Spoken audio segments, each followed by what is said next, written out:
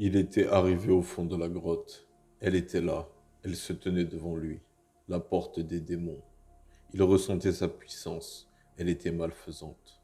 En la regardant de plus près, il vit des fissures sur toute sa surface. Elle était là depuis longtemps. L'archéologue avait trouvé sa preuve. Il existe un plan de l'existence que les humains ne peuvent percevoir. Savez-vous depuis combien de temps cette porte se trouve ici? Un groupe de villageois l'avait amené jusqu'ici. Le doyen à sa tête avança pour répondre à l'archéologue. Vous qui cherchez la vérité, sachez qu'il existe plusieurs portes de ce genre à travers le monde. Ces portes représentent-elles une menace? Le doyen tourna sa tête vers son meilleur guerrier. Le guerrier avança. Je suis habitué à combattre les créatures qui sortent de la porte. Elles représentent une menace. Que pouvons-nous faire pour éviter qu'elles ne s'ouvrent? Il faut protéger les portes, mais aussi les clés. Certaines créatures passent à travers les failles de la porte. Les portes vont un jour se briser. Il faut se préparer à leur assaut partout sur Terre. Mais l'emplacement des portes doit rester secret.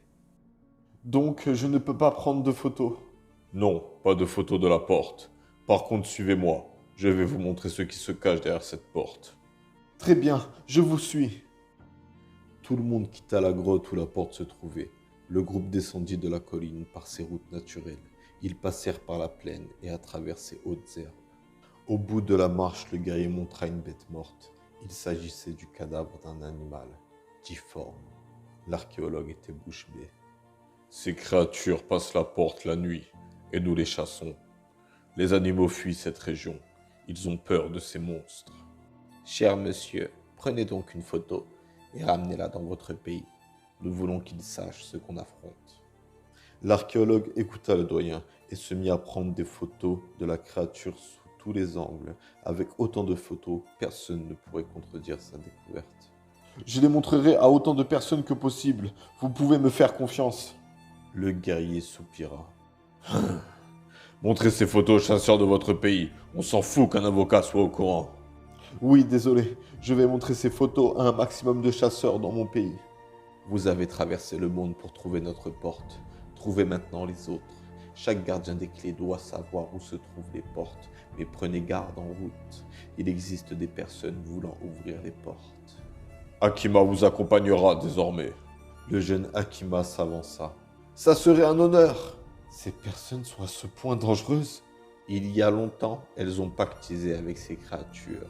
Une place de choix dans un monde baigné dans le chaos. Ces créatures peuvent projeter leur âme dans notre monde et conférer des pouvoirs à leur hôte.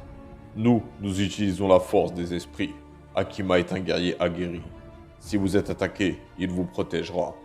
L'archéologue se tourna vers le jeune Akima. Veuillez me pardonner ce désagrément. Aucune raison. La guerre contre les créatures va sûrement bientôt commencer. Beaucoup des nôtres se préparent et recrutent. Les créatures passent notre porte de plus en plus souvent. Il est temps d'agir. Cela suffit les bavardages. Allez vous préparer à partir en allant prendre ce qu'il vous faut au village. L'archéologue Lucas se hâta tout comme Akima. Il était temps d'aller se préparer au périple qui les attendait.